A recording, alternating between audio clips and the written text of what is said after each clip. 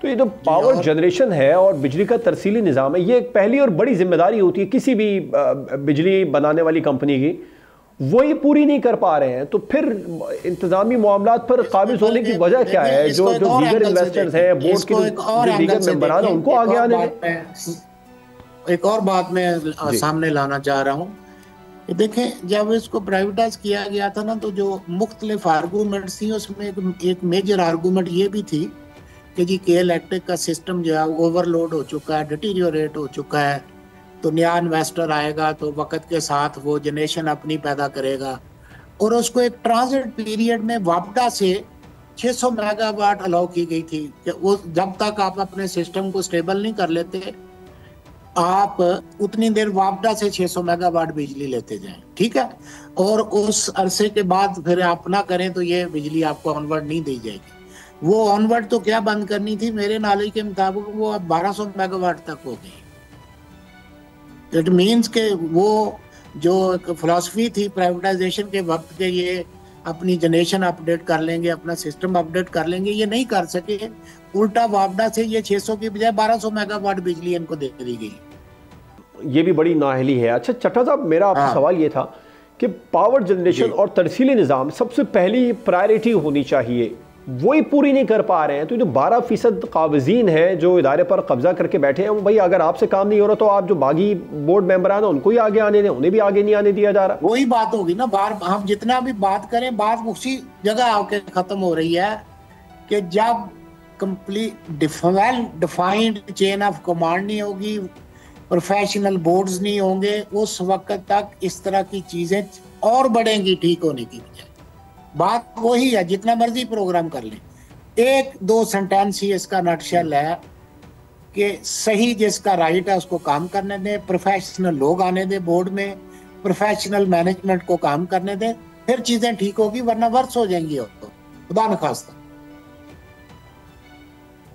Right, तो क्या वजह है, प्रोफेशनल लोग आगे क्यों नहीं आ पा रहे हैं? इसकी सबसे बड़ी वजह आप क्या समझते हैं सर?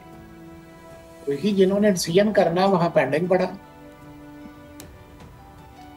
वही है और क्या। जिनकी वो जो वहां कंफर्टेबल है वो नहीं चाहते तो कोई और आए।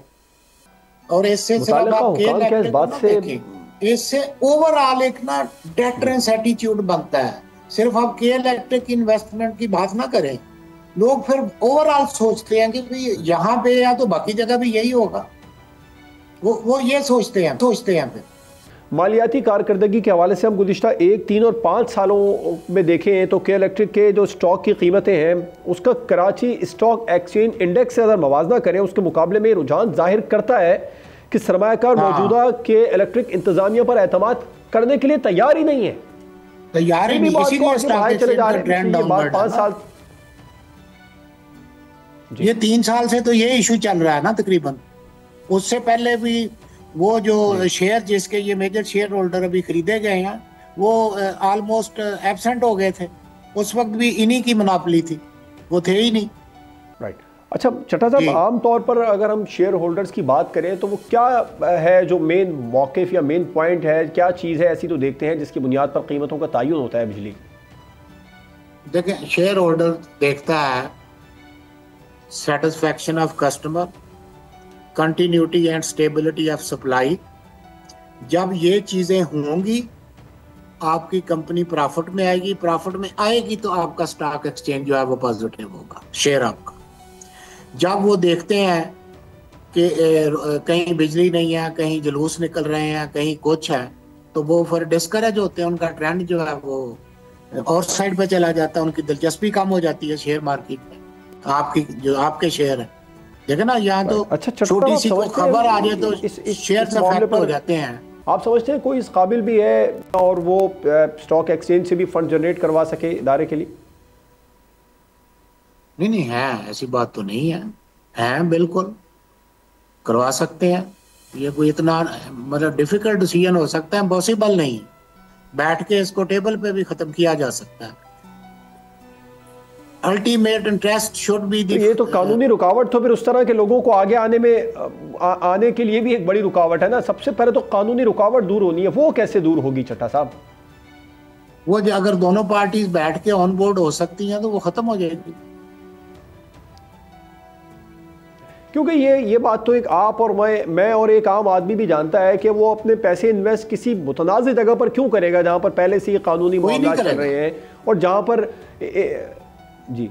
तो ये सबसे बड़ी चीज़ है ना, इसमें मुतालिका इदारों को आप कह रहे हैं कि वो नोटिस लें, मुसलसल उनके नोटिस में ये बात लाई भी जा रही है, हुकूमत भी जानती है, सब कुछ जानने बूझने के बावजूद हो रहा है, तो इसका मतलब है कि इदारा बिल्कुल ही उसको तबाही के धाने पर ले जाकर छोड़ेंगे।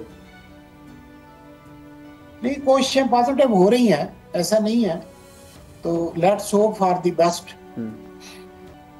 बस हम होप ही कर सकते हैं। कोशिश करने वाले तो आगे आ रहे हैं, उनकी कोशिशों की राह में बड़ी रुकावट आप क्या देख रहे हैं? उनकी कोशिश की राह में वही है कि जो दूसरी साइड पे इन्वेस्टर है वो अभी कन्विंस नहीं हो पा रहा, और तो कोई वजह नहीं है। राइट, ठीक है, बहुत बहुत शुक्रिया। सेक्टर एक्सपर्ट मुजाहिद चट्टा साहब हमारे साथ मौजूद थे। उन्होंने बड़ी सिर हासिल खुलकर गुफ्तगू की और उन्होंने बताया कि जब तक ये कानूनी मामला हल नहीं हो जाता कोई भी भरोसा करने के लिए तैयार नहीं होगा। और ये बहुत बड़ा धचका है हुकूमती पॉलिसी को, क्योंकि हुकूमत की पॉलिसी यही है कि गैर कानूनी इन्वेस्टर, लोकल इन्वेस्टर के लिए तवज्जो पैदा की जा सके, अट्रैक्शन पैदा की जा सके। लेकिन जब इस तरह के नाअहली के मसाइल सामने आएंगे, इस तरह के कानूनी मसाइल सामने आएंगे बड़े इदारों के अंदर, तो फिर इन्वेस्टर कैसे आगे आएगा? सब्सक्राइब करें और बेल दबाएं ताकि कोई खबर रह न जाए।